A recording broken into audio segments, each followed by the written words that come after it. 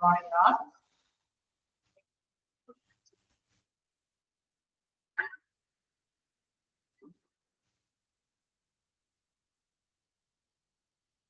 Morning. Good morning, ma'am. Good morning, ma'am. എല്ലാവരും എന്താ human resource കുറച്ച് ദിവസമായാലും കണ്ടിട്ട് വെക്കുക. നമ്മൾ സ്റ്റാർട്ട് ചെയ്തിട്ടുണ്ടായിരുന്നു. എത്രത്തോളം നിങ്ങൾ ജസ്റ്റ് ഒന്ന് വായിച്ചു നോക്കിയായിരുന്നോ? കുറച്ച് ഭാഗം എടുത്തിട്ടുണ്ടായിരുന്നുള്ളൂ. എന്താണ് ഹ്യൂമൻ റിസോഴ്സ് എന്താണെന്നുള്ളത്, അതിന്റെ പ്രാധാന്യം, എന്തുകൊണ്ടാണ് അത് അത്രയും പ്രാധാന്യത്തോടുകൂടി പറയുന്നത് എന്നുള്ളത്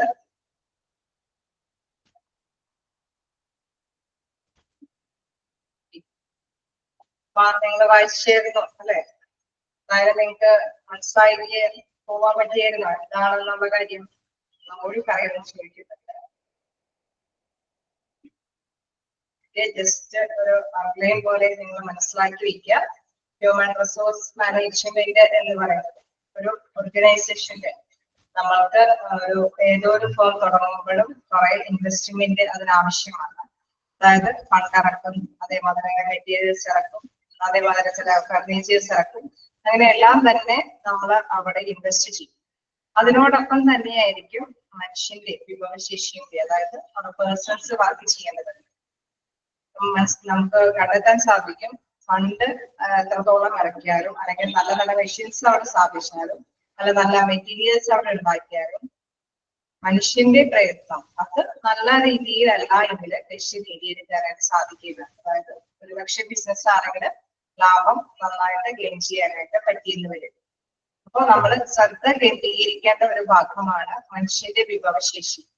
അതായത് അവിടെ ഏത് സ്ഥാപനത്തിലാണെങ്കിലും വർക്ക് ചെയ്യുന്ന ഓരോ പേഴ്സണും അവര് നന്നായിട്ട് എഫക്റ്റീവായിട്ട് നല്ല കാര്യക്ഷമതയോട് കൂടിയിട്ട് അവരുടെ സമയം വിനിമയം ചെയ്യാൻ വേണ്ടിയിട്ട് എത്രത്തോളം ശ്രദ്ധിക്കുന്നുവോ എങ്കിൽ മാത്രമേ നല്ല ഔട്ട്കം, നല്ല ഒരു റിസൾട്ട് നേടിയെടുക്കാനായിട്ട് സാധിക്കും.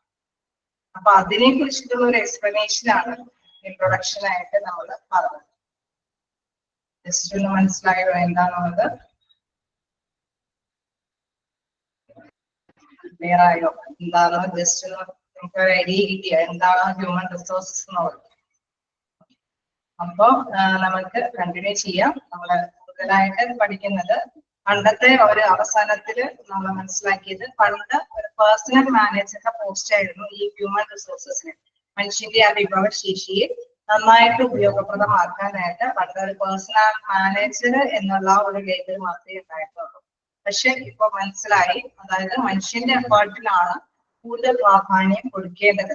അതുകൊണ്ട് തന്നെ അതിന് പ്രാധാന്യം കൊടുക്കാൻ വേണ്ടിയിട്ട് ഇപ്പൊ സെപ്പറേറ്റ് അതിനൊരു കോഴ്സ് ഒക്കെ പഠിച്ച് നല്ല രീതിയിൽ കൂടുതൽ എഫക്റ്റീവ് ആക്കാൻ വേണ്ടിയിട്ട് കൂടുതൽ കാര്യക്ഷമമായിട്ടും അതേപോലെ തന്നെ നല്ല മൂല്യം, അതായത് അവരുടെ സമയവും അവരുടെ കഴിവും അവരുടെ അറിവും അതെല്ലാം മാക്സിമം യൂട്ടിലൈസ് ചെയ്യാൻ, അതായത് ഉപയോഗപ്രദത്തിൽ എത്താൻ വേണ്ടിയിട്ട് ഹ്യൂമൻ റിസോഴ്സ് മാനേജ്മെന്റ് എന്നൊരു തലം തന്നെയായി. അതായത് ഏതൊരു വലിയ വലിയ ഓർഗനൈസേഷൻ ആണെങ്കിലും ഇപ്പൊ ഹ്യൂമൻ റിസോഴ്സ് മാനേജ്മെന്റിന്റെ ഒരു പോസ്റ്റ് ഉണ്ട്. ചിലപ്പോ വലിയ വലിയ സ്ഥാപനങ്ങളാണെങ്കിൽ അതൊരു വലിയ വിങ് തന്നെ ഉണ്ടാവും. അതായത് 2-3 പേഴ്സൺസ് അവിടെ പ്രവർത്തിക്കുന്നുണ്ടാവും. സെപ്പറേറ്റ് ഡിപ്പാർട്ട്മെന്റുകളായിട്ടായിരിക്കും അവർ പ്രവർത്തിക്കുന്നത്.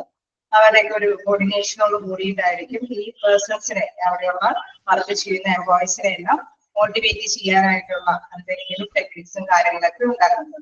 അപ്പൊ പണ്ടത്തെ ആ ഓൾഡ് കൺസെപ്റ്റിൽ നിന്ന് വ്യത്യസ്തമായിട്ട് ലേറ്റസ്റ്റ് കൺസെപ്റ്റില് ഹ്യൂമൻ റിസോഴ്സ് മാനേജ്മെന്റ് എന്നുള്ള കാര്യമാണ് നമ്മൾ ജസ്റ്റ് പറഞ്ഞത്.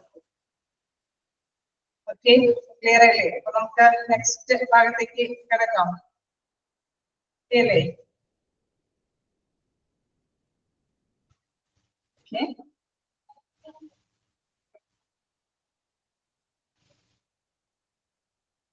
അപ്പൊ നമുക്ക് ഇന്ന് എടുക്കാനുള്ള ഭാഗം എന്ന് പറയുന്നത് ഡെഫിനിഷൻ. നമ്മൾ പറഞ്ഞ ആ ഒരു കാര്യം തന്നെ, അതായത് ഹ്യൂമൻ റിസോഴ്സ് മാനേജ്മെന്റ് എന്നുള്ള ഒരു ഇതിന് ആ ഒരു ഡെഫിനിഷൻ എങ്ങനെയാണ് ഡിഫൈൻ ചെയ്യുന്നത്, എങ്ങനെയാണ് അത് നിർവചിക്കുന്നത് എന്നുള്ളതാണ്. നോക്കാം എന്താണ് ആ ഡെഫിനിഷനിൽ പറയുന്നത്. 2-3 ഡെഫിനിഷൻസ് ഉണ്ട്. വ്യത്യസ്ത ആ ഒരു മീനിങ്ങോട് കൂടിയിട്ടാണ് ഡെഫിനിഷൻസിൽ വിലയിരുത്തുന്നത്. അതായത് ഒരു സെയിം ഇത് തന്നെയാണ് അതിൽ ഉദ്ദേശിക്കുന്നത്. അതായത് മനുഷ്യന്റെ വിഭവശേഷിയെ അത് എത്രത്തോളം മാക്സിമം യൂട്ടിലൈസ് ചെയ്യാൻ വേണ്ടിയിട്ടുള്ള കാര്യം തന്നെയാണ് ഇവിടെ വിവരിച്ചു പറയുന്നത്. പക്ഷെ വ്യത്യസ്ത രീതിയിലാണെന്ന് മാത്രം. അപ്പൊ ഫസ്റ്റ് വൺ പറയുന്നത് എന്താണ്? Personnel management is that stage of management which carries out the effective control and use of manpower as distinguished from other source of power. അതായത് മറ്റ് നമ്മൾ നേരത്തെ പറഞ്ഞതല്ലേ, മറ്റു വിഭവങ്ങൾ ഉപയോഗിക്കുന്നുണ്ട്. അതായത് നമ്മുടെ മണിയുണ്ട്, അല്ലെങ്കിൽ മെറ്റീരിയൽസ് ഉണ്ട്, ഫിക്സഡ് ആയിട്ടുള്ള മറ്റ് അസറ്റുകളുണ്ട്, ഇതെല്ലാം ഉണ്ട്.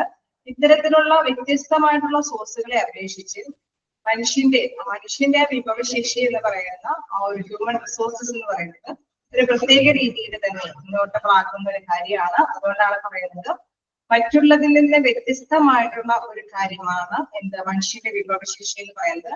അത് നല്ല രീതിയിൽ കൺട്രോൾ ചെയ്താൽ മാത്രമേ, ഇവിടെ പറയുന്നുണ്ട് effective control and use of man power as distinguished from other source of man power. അതായത് മറ്റു ശക്തികളുടെ അല്ലെങ്കിൽ മറ്റു സോഴ്സുകളിൽ നിന്ന് വ്യത്യസ്തമായിട്ട് നല്ല രീതിയിൽ മനുഷ്യന്റെ വിഭവശേഷിയെ കൺട്രോൾ ചെയ്താൽ എന്താണ് അതിന്റെ റിസൾട്ട് എന്ന് പറയുന്നത്? വിച്ച് ക്യാരീസ് ഔട്ട്, അതായത് personnel management is that stage of management. അത് നല്ല രീതിയിൽ എഫക്റ്റീവായിട്ട് കൺട്രോൾ ചെയ്ത് കഴിഞ്ഞാൽ നമുക്ക് നല്ലൊരു റിസൾട്ട് കിട്ടും. ആ ഒരു റിസൾട്ടിന് വേണ്ടിയിട്ടുള്ള ഒരു സിസ്റ്റമാണ് എന്റെ പേഴ്സണൽ മാനേജ്മെന്റ് എന്ന് പറയുന്നത്. Personnel management is that stage of management. അതായത് ഒരു തരത്തിലൊരു മാനേജ്മെന്റ്, ഒരു കൺട്രോളിങ് കാര്യങ്ങളൊക്കെ നടത്തുന്ന ഒരു മാനേജ്മെന്റ് ആണ് പേഴ്സണൽ മാനേജ്മെന്റ് എന്ന് പറയുന്നത്. അത് എന്തിനെ കൺട്രോൾ ചെയ്യുന്നത്? മനുഷ്യന്റെ വിഭവശേഷിയെയാണ് കൺട്രോൾ ചെയ്യുന്നത്. മറ്റു സോഴ്സുകളെ അപേക്ഷിച്ച് ഒരു വ്യത്യസ്തമായിട്ടുള്ള ഒരു സോഴ്സ് ഓഫ് കൺട്രോളിംഗ് ആണ് എന്ത് പേഴ്സണൽ മാനേജ്മെന്റ് എന്ന് പറയുന്നത്. അത് കൺട്രോൾ ചെയ്യുന്നത് മനുഷ്യന്റെ വിഭവശേഷിയെയാണ് എന്നുള്ളത്. ഓക്കെ, അതാണ് ഫസ്റ്റ് ഡെഫിനിഷനിൽ പറയുന്നത്. ഇനി നെക്സ്റ്റ് എഡ്വേർഡ് ഫ്രിറ്റ്സ് അദ്ദേഹം സ്റ്റേറ്റ് ചെയ്യുന്നത് Edward Fritz personnel management is the planning, organising, directing and controlling of the procurement, development, compensation, integration, maintenance and separation of human resources to the end that individual, organizational and social objectives are fulfilled. അതായത് നമ്മൾ ഇത് ഒരു വലിയ sentence ആയിട്ടാണ് അല്ലെ, നമ്മൾ ഒരു definition തന്നെ ബൈഹാർട്ടായിട്ടൊക്കെ പഠിക്കേണ്ടതുണ്ടെങ്കിൽ നമുക്കറിയാം ഹ്യൂമൻ റിസോഴ്സ് മാനേജ്മെന്റിന്റെ ഡിഫൈൻ തന്നെ നമുക്കറിയാം. ഇങ്ങനെ ടെസ്റ്റ് ആയതുകൊണ്ട് വലിയ ബുദ്ധിമുട്ടില്ല. നമുക്ക് അതിന്റെ ആ ഒരു എന്താണ് ആ ഒരു ഡെഫിനിഷനിൽ പ്രധാനമായിട്ട് ശ്രദ്ധ കേന്ദ്രീകരിക്കുന്നതെന്ന് നോട്ട് ചെയ്യാം. അതേസമയം നമ്മൾ സെപ്പറേറ്റ് പഠിക്കുമ്പോൾ ഡെഫിനിഷൻ ഒക്കെ ചോദിച്ചാൽ ഇങ്ങനെ തന്നെ അതങ്ങ് ക്രോഡീകരിച്ച് ചെയ്തേണ്ടതായിട്ട് വരും. അതായത് അദ്ദേഹത്തിന്റെ അഭിപ്രായത്തിൽ പറയുന്നത് എന്താണ്? പേഴ്സണൽ മാനേജ്മെന്റ് എന്ന് പറയുന്നത് സാധാരണയായിട്ട് ഒരു വ്യക്തികൾ അല്ലെങ്കിൽ ഒരു ഓർഗനൈസേഷൻ അല്ലെങ്കിൽ ഒരു സൊസൈറ്റിക്ക് വേണ്ടിയിട്ടുള്ള ലക്ഷ്യം നേടിയെടുക്കാനായിട്ട് ഒരു ഇൻഡിവിജ്വൽ ലക്ഷ്യമാകാം, അല്ലെങ്കിൽ ഒരു സംഘടനാപരമായ ലക്ഷ്യമാകാം, അല്ലെങ്കിൽ ഒരു സോഷ്യൽ സമൂഹത്തിന് വേണ്ടിയിട്ടുള്ള ലക്ഷ്യം നേടിയെടുക്കാൻ വേണ്ടിയിട്ട് നമുക്കറിയാം ചില കുറെ കാര്യങ്ങൾ കണ്ടെത്തേണ്ടതുണ്ട് അല്ലെ. എന്തെങ്കിലും കുറെ കാര്യങ്ങൾ ആ ലക്ഷ്യത്തിലേക്ക് വേണ്ടിയിട്ട് എന്താണ് കൂട്ടിച്ചേർക്കേണ്ടതുണ്ട്, അല്ലെങ്കിൽ എന്താണ് അതിന്റെ മെയിൻറ്റെയിൻ ചെയ്യേണ്ടതെന്ന് വെച്ചാൽ അതിന്റെ ദോഷങ്ങൾ എന്തൊക്കെയാണെന്ന് വെച്ചാൽ മാറ്റിക്കളഞ്ഞ് അതില് പ്രാധാന്യമുള്ളവയെ കൂട്ടിച്ചേർക്കേണ്ടതുണ്ട്. then എന്തെങ്കിലുമൊക്കെ ഡെവലപ്പ് ചെയ്യാൻ അതിന്റെ വളർച്ചയ്ക്ക് ആവശ്യമായിട്ട് വേറെ എന്തെങ്കിലും കാര്യങ്ങളൊക്കെ കൂട്ടിച്ചേർക്കേണ്ടതൊക്കെ ഉണ്ടാവും. അപ്പൊ ഇത്തരത്തിലുള്ള കാര്യങ്ങളുടെ പ്ലാനിങ്ങും കൺട്രോളിങ്ങും ഡയറക്റ്റിങ്ങും ഓർഗനൈസിങ്ങുമാണ് പേഴ്സണൽ മാനേജ്മെന്റ് എന്ന് പറയുന്നത്. ഒന്നുകൂടി മനസ്സിലാക്കാം. അതായത് ഒരു പേഴ്സണ്, ഇപ്പൊ നമ്മളൊരു സ്ഥാപനമാണെങ്കിൽ ഒരു ഓർഗനൈസേഷനാണ്, ഇൻഡിവിജ്വൽ എടുത്തു കഴിഞ്ഞാൽ ഒരു പേഴ്സണൽ ആയിട്ടുള്ള ഒരു കാര്യമാണ്. ഇനി നമുക്ക് ഒരു സൊസൈറ്റിക്കും കൂടി വേണ്ടിയിട്ടുള്ള കാര്യമാണെങ്കിൽ അത് സോഷ്യൽ ഒബ്ജക്റ്റീവ്സ് ആണ്. അപ്പൊ ഏതൊരു സ്ഥാപനത്തിലും എന്താണ് ഇൻഡിവിജ്വൽ ആയിട്ട് ഒരു സ്ഥാപനത്തിൽ നമ്മൾ വർക്ക് ചെയ്യുമ്പോൾ എന്താണ് നമുക്ക് നമ്മുടേതായ ഒരു പേഴ്സണൽ ആയിട്ടുള്ള കാര്യം സാറ്റിസ്ഫൈ ചെയ്യേണ്ടതുണ്ട്. അതേമാതിരി തന്നെ ഓർഗനൈസേഷൻ ആ സ്ഥാപനത്തിന്റെ ലക്ഷ്യം നേടിയെടുക്കേണ്ടതുണ്ട്. ഒപ്പം തന്നെ സമൂഹത്തിന്റെയും ലക്ഷ്യം നേടിയെടുക്കേണ്ടതുണ്ട്. പബ്ലിക്കോ ഹോസ്പിറ്റലാവുമ്പോൾ നിങ്ങൾ അങ്ങനെ ഒന്ന് ചിന്തിച്ചു നോക്കുക. അവിടെ വർക്ക് ചെയ്യുന്ന ഒരു നഴ്സ് ആണെങ്കിൽ നഴ്സിന്റേതായ പേഴ്സണൽ സാറ്റിസ്ഫാക്ഷന്റെ ആവശ്യമുണ്ട്. ഒരുപക്ഷെ ഫിനാൻസ് ആയിരിക്കും, അതേമാതിരി തന്നെ അദ്ദേഹത്തിന്റെ ലീഗൽ സ്റ്റാറ്റസ് ആയിരിക്കും. ഇനി എന്തായാലും ഒരു പ്രത്യേക എയിം ഉണ്ട് അല്ലെ ആ വ്യക്തിക്ക്. അതേമാതിരി തന്നെ ആ ഓർഗനൈസേഷൻ ആ ഹോസ്പിറ്റലിനും ഒരു ലക്ഷ്യമുണ്ട് അല്ലെ, എന്തെങ്കിലും പ്രോഫിറ്റബിൾ ആയിട്ട് ഓരോ ലക്ഷ്യം ഉണ്ടായിരിക്കും, എല്ലാ കാര്യങ്ങൾ നേടിയെടുക്കണം എന്നുള്ള ലക്ഷ്യം ഉണ്ടായിരിക്കും. അതേമാതിരി തന്നെ നമുക്കറിയാം ഹോസ്പിറ്റലിൽ സർവീസ് ആണ് പ്രദാനം ചെയ്യുന്നത്. അപ്പൊ ആ സർവീസ് ആർക്കാണ് കിട്ടുന്നത്? പബ്ലിക്കിന്, ജനങ്ങൾക്കാണ് അല്ലെ. അപ്പൊ ജനങ്ങളുടെ സമൂഹത്തിന്റെയും ലക്ഷ്യം നേടിയെടുക്കേണ്ടതുണ്ട്. അപ്പൊ ഇത്തരത്തിലുള്ള ഈ ലക്ഷ്യം നേടിയെടുക്കാനായിട്ട് നമുക്കറിയാം കുറെ കാര്യങ്ങൾ അവിടെ ചെയ്യേണ്ടതുണ്ട് അല്ലെ. ആ ഹോസ്പിറ്റലിൽ നല്ല രീതിയിൽ പ്രവർത്തിപ്പിക്കേണ്ടതുണ്ട്. ഡോക്ടേഴ്സ്, നഴ്സുമാര് നല്ല സേവനം ചെയ്യണം, കൃത്യ സമയത്ത് വരണം, അങ്ങനെ കുറെ കാര്യങ്ങളൊക്കെ ചെയ്തു കൊണ്ടുപോകേണ്ടത്. അപ്പൊ ഇതിന്റെ എല്ലാം കോർഡിനേഷൻ, ഇന്റഗ്രേഷനും മെയിന്റനൻസും കോമ്പൻസേഷനും ഇത്തരം കാര്യങ്ങളൊക്കെ നടത്തിക്കൊണ്ട് പോകുന്നതിന് മുന്നോടിയായിട്ട് തയ്യാറാക്കുന്ന പ്ലാനിങ്ങും ഓർഗനൈസിങ്ങും ഡയറക്ടിങ്ങും കൺട്രോളിങ്ങും എല്ലാമാണ് പേഴ്സണൽ മാനേജ്മെന്റ് എന്ന് പറയുന്നത്. ക്ലിയറായോ? ഇതാണ് പേഴ്സണൽ മാനേജ്മെന്റ് എന്നുള്ളത്. അതായത് അവരാണ് നേരത്തെ കൂട്ടിയിട്ട് ഈ വ്യക്തികളെ, അവിടെ ജോലി ചെയ്യുന്ന ഇൻഡിവിജ്വൽ ആയിട്ടുള്ള പേഴ്സൺസിന്റെ കാര്യങ്ങളെല്ലാം എങ്ങനെ ചെയ്യണം, അവർക്ക് വ്യക്തിപരമായ ഒരു സാറ്റിസ്ഫാക്ഷൻ ഉണ്ടാക്കി കൊടുക്കണം, ഓർഗനൈസേഷന്റെ ലക്ഷ്യം നേടിയെടുക്കണം, ഒപ്പം സമൂഹത്തിനും ലക്ഷ്യം നേടിയെടുക്കാൻ വേണ്ടിയിട്ട് എന്തൊക്കെ കാര്യങ്ങളാണ് ചെയ്യേണ്ടത്, എന്തൊക്കെ ട്രെയിനിങ് കൊടുക്കണം, എന്തെങ്കിലും പ്രോഗ്രാംസ് ഒക്കെ സെറ്റ് ചെയ്യണോ, അതല്ലെങ്കിൽ എന്തെങ്കിലും പുതിയ പുതിയ ഇംപ്ലിമെന്റേഷൻ നടപടികളെല്ലാം അല്ലെങ്കിൽ പോളിസീസോ നയങ്ങളോ നടപടിക്രമങ്ങളെല്ലാം ഇറക്കേണ്ടതുണ്ടോ, അങ്ങനെയുള്ള കാര്യങ്ങളെല്ലാം തയ്യാറാക്കുന്ന ആരാണ്? പേഴ്സണൽ മാനേജ്മെന്റ് പിന്നീടുള്ള വ്യക്തികളാണ്. അദ്ദേഹത്തിന്റെ അഭിപ്രായത്തിൽ personnel management is the planning, organising. Planning എന്ന് പറയുമ്പോൾ മുൻകൂട്ടി ആസൂത്രണം ചെയ്യുക, ഓർഗനൈസിംഗ് എന്ന് വെച്ചാൽ സംഘടിപ്പിക്കുക, ഡയറക്ഷൻ എന്ന് വെച്ചാൽ ഒരു വഴികാട്ടിയാകുക, ആൻഡ് കൺട്രോളിങ് എന്തെങ്കിലും നിയന്ത്രണത്തിന് വിധേയമാക്കുക, of the procurement, development, compensation, integration. അതായത് നമ്മുടെ വളർച്ചയ്ക്ക് വേണ്ടിയിട്ട് അല്ലെങ്കിൽ എന്തെങ്കിലും കൂട്ടിച്ചേർക്കുന്നതിന് വേണ്ടിയിട്ട് അല്ലെങ്കിൽ സംയോജിപ്പിച്ചെടുക്കുന്നതിന് വേണ്ടിയിട്ട് അല്ലെങ്കിൽ എന്തെങ്കിലും ഭേദഗതികൾ മെയിൻ്റനൻസ് ഒക്കെ നടത്തുന്നതിന് വേണ്ടിയിട്ട് അതിന്റെ separation of human resources to the end. അതിന്റെ അവസാനം എന്താണ്? Individual, organisation and social objectives ആണ് ഫുൾഫിൽഡ്. അപ്പൊ അവരുടെ വ്യക്തിപരമായ ലക്ഷ്യം നേടിയെടുക്കാൻ സാധിക്കും, ഓർഗനൈസേഷന്റെ ലക്ഷ്യം നേടിയെടുക്കാൻ സാധിക്കും, അതേപോലെ തന്നെ സൊസൈറ്റിയുടെയും ലക്ഷ്യം നേടിയെടുക്കാനായിട്ട് സാധിക്കും. അപ്പൊ അതിന് മുൻകൂട്ടിയിട്ടുള്ള പ്ലാനിങ്ങും ഓർഗനൈസിങ്ങും ഡയറക്റ്റിംഗ് കൺട്രോളിംഗ് നടത്തുന്ന പേഴ്സൺസ് ആണ് പേഴ്സണൽ മാനേജ്മെന്റ് എന്ന് പറയുന്നത്. ക്ലിയർ ആയോ ഡെഫിനിഷൻ? ഓക്കെ ആണോ? ഞാൻ കണ്ടിന്യൂ ചെയ്തോട്ടെ?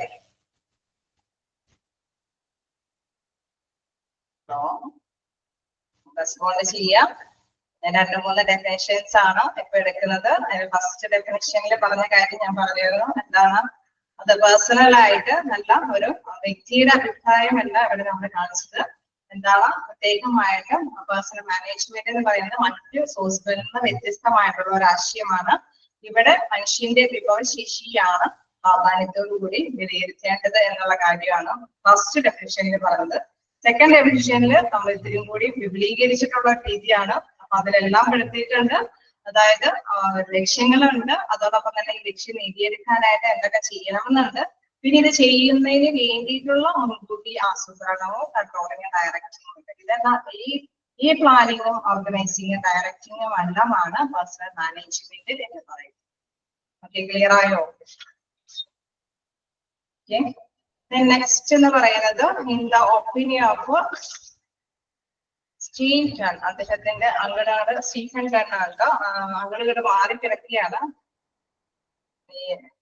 രണ്ടാൻഡ് സ്റ്റീഫൻസ് എന്നാണ് കാണിച്ചിരിക്കുന്നത്, പക്ഷെ ശരിക്കും സ്റ്റീഫൻ ടൺ ആണ്. അത് നിങ്ങൾ നോക്കിയേക്കാം. In the opinion Stephen Tun, the personal management is the process of attracting, holding and motivating people that involves all managers, line and staff. അതായത് ഇതിന്റെ ഒരു ഡെഫിനിഷൻ ഫുള്ളി ആവുന്നത് എന്താണ്? ഇതിൽ പറയുന്ന ഒരു പോയിന്റ് വൈസും കൂടിയുണ്ട്. അതായത് ഇതിൽ പറയുന്ന അട്രാക്ടിങ് പീപ്പിൾ ഉണ്ട്, ഹോൾഡിംഗ് ട്രെയിനിങ് ഉണ്ട്, മോട്ടിവേറ്റിംഗും കൂടിയുണ്ട്. ദ പേഴ്സണൽ മാനേജ്മെന്റ് എന്ന് പറയുന്നത് ഒരു പ്രവർത്തനമാണ്. എന്താണ്? അട്രാക്ട് ചെയ്യുന്ന ഒരു പ്രവർത്തനം, holding and motivation of people, അതിന് വേണ്ടിയിട്ടുള്ള പ്രവർത്തനം. That involves all managers, line and staff. അതായത് നമ്മളൊക്കെ അറിയാം, ഒരു സ്ഥാപനത്തിൽ അല്ലെ, അതിന് ടോപ്പ് ലെവലിൽ തുടങ്ങി താഴെയുള്ള ജീവനക്കാർ വരെ ഉണ്ടാവും. അതായത് ഓരോ വ്യക്തികൾക്കും മേലാധികാരികൾ ഉണ്ടാവും, അവർക്ക് മുകളിൽ അവരുടെക്കാളും മേലാധികാരികൾ ഉണ്ടാവും. അങ്ങനെ ടോപ്പ് ലെവലിലെ മാനേജേഴ്സ് ആയിരിക്കും അല്ലെ, അവരുടെ മാനേജ്മെന്റിന്റെ കീഴിലാണ് ഇതെല്ലാം പ്രവർത്തിക്കുന്നതെങ്കിൽ അതിന്റെ ഏറ്റവും ടോപ്പില് മാനേജ്മെന്റ് ഉണ്ടാവും.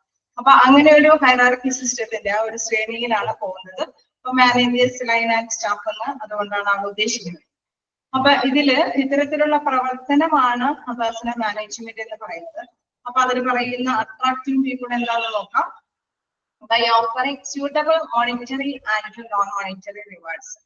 നമ്മൾ പറഞ്ഞായിരുന്നു ഓരോ എവിടെയാണെങ്കിലും എന്താണ് മനുഷ്യന്റെ എഫേർട്ട്, അവരുടെ ആ ഒരു റിസോഴ്സസ് അല്ലെങ്കിൽ ആ ഒരു കഴിവുകൾ അല്ലെങ്കിൽ നോളജ് അത് മാക്സിമം യൂട്ടിലൈസ് ചെയ്യണം, എങ്കിൽ മാത്രമേ നല്ല റിസൾട്ട് നേടിയെടുക്കാൻ സാധിക്കുകയുള്ളൂ എന്ന് പറയുന്നു.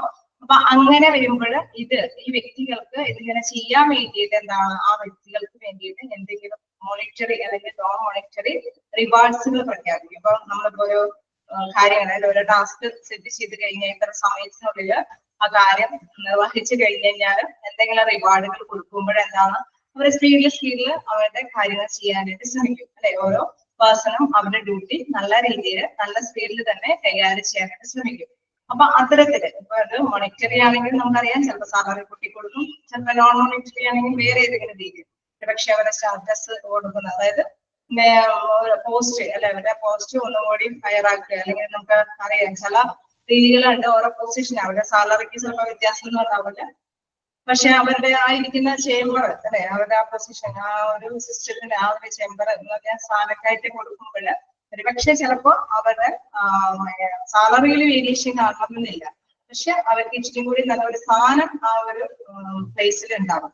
അങ്ങനെയുള്ള ഏതെങ്കിലും നോൺ മോണിറ്ററി ആയിട്ടുള്ള എന്തെങ്കിലും കാര്യങ്ങളോ ഒക്കെ കൊടുക്കുമ്പോഴെന്താണ് അവർ കൂടുതൽ നല്ല കാര്യങ്ങൾ ചെയ്യാനായിട്ട് കൂടുതൽ സ്പീഡിൽ അവരെ എത്തിച്ച് ഡ്യൂട്ടി ചെയ്യാനായിട്ട് ശ്രമിക്കും. ഇനി വീണ്ടും പറയണം ഹോൾഡിംഗ് നോൺ റിറ്റെയിൻ. ഇതിൽ പറയുന്നത് എന്താണ് by improving the work environment. അതായത് നമുക്ക് അറിയാലോ ചില സ്ഥാപനങ്ങളിൽ ചില പ്ലേസുകളിൽ വർക്ക് ചെയ്യുമ്പോൾ നമുക്ക് തന്നെ ഒരു സ്ഥാപനത്തിന്റെ വിവിധ ബ്രാഞ്ചുകൾ ഉണ്ടെങ്കിൽ ഇത്തിരി കൂടി നല്ല ബ്രാഞ്ചിൽ പോകാനായിരിക്കും എല്ലാവരും ആഗ്രഹിക്കുന്നത് അല്ലെ. നന്നായിട്ട് വർക്ക് ചെയ്യുകയാണെങ്കിൽ ഇച്ചിരി കൂടി നല്ലൊരു ബ്രാഞ്ചിലേക്ക് പോകാനുള്ള ഒരു അവസരം കിട്ടുകയാണെങ്കിൽ എന്താണ് ആ ഒരു എൻവയോൺമെന്റിനോട് അവർക്കൊരു മമതയുണ്ടാവും അല്ലെ, അവർക്കൊരു ഇഷ്ടം ഉണ്ടാവും. അതിന് വേണ്ടിയിട്ട് ഇവരെന്ത് ചെയ്യും, നല്ല രീതിയിൽ തന്നെ വർക്ക് എഫിഷ്യന്റ് ആയിട്ട് കാര്യക്ഷമമായിട്ട് തന്നെ അവര് വർക്ക് പ്രവർത്തിക്കാനായിട്ട് തുടങ്ങും. അപ്പൊ അങ്ങനെ എന്തെങ്കിലും വേറെ നല്ലൊരു അന്തരീക്ഷം ഉണ്ടാക്കി ഈ ഹ്യൂമൻ റിസോഴ്സസിനെ മോട്ടിവേറ്റ് ചെയ്യിപ്പിക്കും, അതായത് പ്രചോദിപ്പിക്കും. ദെൻ മോട്ടിവേറ്റിംഗ് എന്ന് പറയുന്ന വേറൊരു ടേം ഉണ്ട്. By following progressive practices and human policies to create personal satisfaction with the employees. അതായത് അവർക്ക് എന്തെങ്കിലും പേഴ്സണൽ ആയിട്ടുള്ള ഒരു സാറ്റിസ്ഫാക്ഷൻ കൊടുക്കുന്ന രീതിയിൽ ഇൻ കേസ് ചിലപ്പോ എല്ലാവരുടെ മുമ്പിൽ ഒരു അപ്രിസിയേറ്റ് ചെയ്യുകയോ അല്ലെങ്കിൽ എന്തെങ്കിലും വേറെ എന്തെങ്കിലും നയങ്ങൾ രൂപീകരിക്കാൻ എന്തെങ്കിലും ചിലപ്പോൾ താഴെയുള്ളവരെ മേൽനോട്ടം ഏൽപ്പിക്കാനായിട്ടുള്ള ലീഡർഷിപ്പ് പൊസിഷനൊക്കെ അവർക്ക് വ്യക്തികൾക്ക് നന്നായിട്ട് വർക്ക് ചെയ്യുന്ന വ്യക്തികൾക്ക് കൊടുക്കുകയാണെങ്കിൽ എന്താണ് അവർക്ക് ഒരു ക്രെഡിറ്റ് ആയിരിക്കും അല്ലെ. അപ്പൊ അവര് മാക്സിമം അവരുടെ വർക്ക് ചെയ്യാനായിട്ട് ശ്രമിക്കും. അത്തരത്തിലുള്ള വ്യത്യസ്ത രീതിയിലൂടെ ഇതിന്റെ മെയിൻ എയിം എന്താണ്, മനുഷ്യന്റെ വിഭവശേഷി മാക്സിമം യൂട്ടിലൈസ് ചെയ്യുക, അതായത് ഉപയോഗപ്രദമാക്കുക എന്നുള്ളതാണ് മെയിൻ എയിം. അങ്ങനെ എന്താണ് ഓർഗനൈസേഷന്റെ ലക്ഷ്യം നേടിയെടുക്കാനായിട്ട് ശ്രമിക്കുക എന്നുള്ളത്. അപ്പൊ ഇദ്ദേഹത്തിന്റെ അഭിപ്രായത്തിൽ എന്താ പറയുന്നത്, ഇദ്ദേഹം പറയുന്നത് in the opinion Stephen Dan's അഭിപ്രായത്തിൽ the personal management is the process of attracting, holding and motivating people that involves all managers line and staff. അതായത് ഇവരെ എല്ലാവരെയും ഈ അവിടെ വർക്ക് ചെയ്യുന്ന എല്ലാവരെയും എന്തെങ്കിലും രീതിയിൽ അട്രാക്ട് ചെയ്ത് അതല്ലെങ്കിൽ നന്നായിട്ട് വർക്ക് ചെയ്യാനായിട്ട് പ്രേരിപ്പിക്കുക, അതല്ലെങ്കിൽ എന്തെങ്കിലും മോണിറ്ററി അല്ലെങ്കിൽ നോൺ മോണിറ്ററി ആയിട്ടുള്ള റിവാർഡ്സുകളൊക്കെ കൊടുത്ത് ഇവരെ മാക്സിമം നല്ല രീതിയിൽ ഏബിളായിട്ട് വർക്ക് ചെയ്യാനുള്ള അവസരങ്ങൾ സൃഷ്ടിക്കുന്ന വ്യക്തിത്വമാണ് പേഴ്സണൽ മാനേജ്മെന്റ് എന്ന് പറയുന്നത്. അപ്പൊ മനസ്സിലാക്കുക, 3 വ്യത്യസ്ത ആശയങ്ങളാണ് ഇവിടെ പങ്കുവെക്കുന്നത്. അപ്പൊ ഒന്നാമത്തെ ആശയത്തില് പ്രധാനമായിട്ടും ഈ ഒരു ഹ്യൂമൻ റിസോഴ്സ് എന്ന് പറഞ്ഞാൽ മറ്റ് റിസോഴ്സിൽ നിന്ന് വ്യത്യസ്തമാണ് എന്ന് പറയുന്നു. രണ്ടാമത്തേതിൽ എന്താണ് കൂടുതലായിട്ട് എന്താണ് പ്രധാനമായിട്ടും ലക്ഷ്യങ്ങൾ നേടിയെടുക്കാൻ വേണ്ടിയിട്ട് ചില കാര്യങ്ങൾ ചെയ്യേണ്ടതുണ്ട്. ആ കാര്യങ്ങൾ ചെയ്യുന്നതിന് വേണ്ടിയിട്ടുള്ള പ്ലാനിങ്ങും കൺട്രോളിങ്ങും ഡയറക്റ്റിംഗും ഒക്കെയാണ് പറഞ്ഞത്. നെക്സ്റ്റ് ബേസിന്റെ അഭിപ്രായത്തിൽ എന്താ പറയുന്നത്, ഈ ഒരു ഹ്യൂമൻ റിസോഴ്സസ് അത് മാക്സിമം യൂട്ടിലൈസ് ചെയ്യുന്നതിന് വേണ്ടിയിട്ട് അവിടെ വർക്ക് ചെയ്യുന്നവരെ അട്രാക്ട് ചെയ്യാൻ വേണ്ടിയിട്ട് അവരെ ഒന്ന് ആകർഷിക്കാൻ വേണ്ടിയിട്ട് നന്നായിട്ട് വർക്ക് ചെയ്യാൻ പ്രേരിപ്പിക്കാൻ വേണ്ടിയിട്ടുള്ള മോണിറ്ററി റിവാർഡ്സോ അല്ലെങ്കിൽ നോൺ മോണിറ്ററി ആയിട്ടുള്ള റിവാർഡ്സ് ഒക്കെ കൊടുത്ത് അവർക്ക് കൂടുതൽ കാര്യക്ഷമമായിട്ട് സ്പീഡിൽ വർക്ക് ചെയ്യാനുള്ള ഒരു സാഹചര്യം ഒരുക്കി കൊടുക്കുന്ന പേഴ്സൺസ് ആണ് പേഴ്സണൽ മാനേജ്മെന്റ് എന്ന് പറയുന്നത്. ക്ലിയർ ആയോ? ഇതെങ്ങനെ ഡൗട്ട് ഉണ്ടെങ്കിൽ ചോദിക്കാം.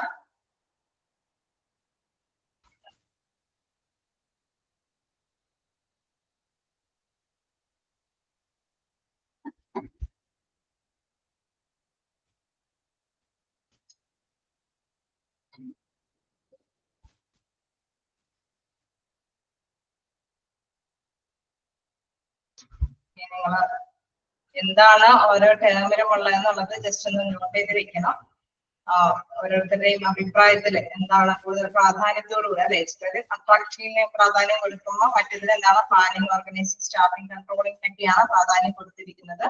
അങ്ങനെയൊക്കെയുള്ള കാര്യങ്ങൾ ജസ്റ്റ് ഒന്ന് ഓർത്ത് വെക്കുക. അപ്പൊ ഞാൻ കണ്ടിന്യൂ ചെയ്തോട്ടെ.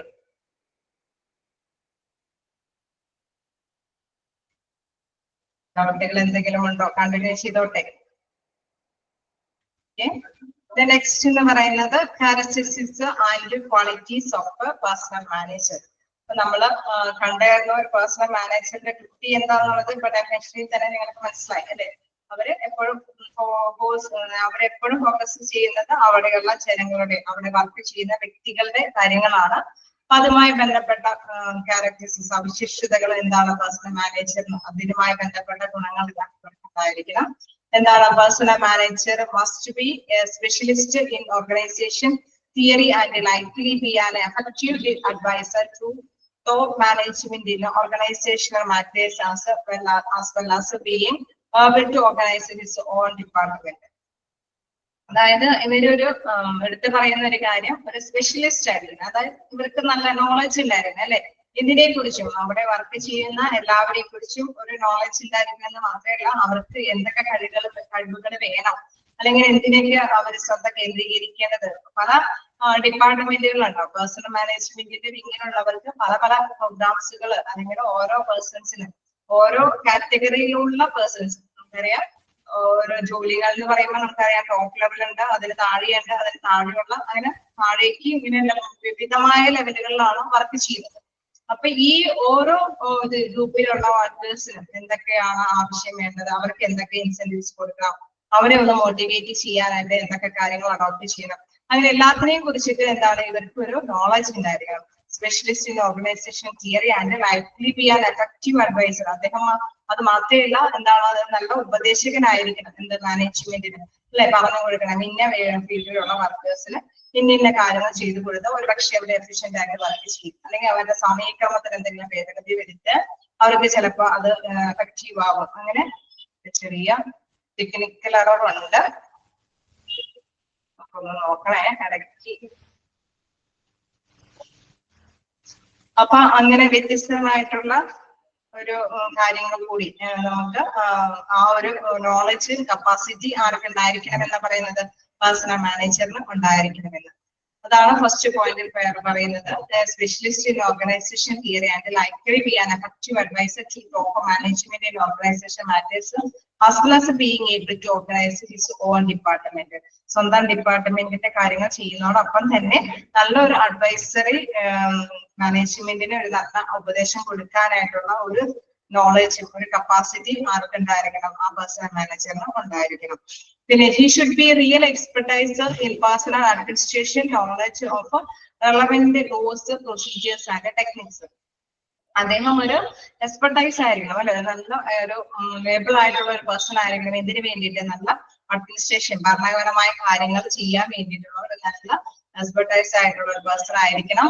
ഇതിനെ കുറിച്ചിട്ടുള്ള അറിവും അവർക്ക് ഉണ്ടായിരിക്കണം. എല്ലാ തരത്തിലുള്ള അല്ലെ നിയമങ്ങളെ കുറിച്ചും, പ്രൊസീജിയേഴ്സ്, നടപടിക്രമങ്ങളെ കുറിച്ചും, ടെക്നിക്കുകളെ കുറിച്ചിട്ടുള്ള എല്ലാ തരത്തിലുള്ള അറിവും കഴിവും ഉള്ള ഒരു വ്യക്തിത്വമായിരിക്കണം ആരെന്ന് പറയുന്ന പേഴ്സണൽ മാനേജർ.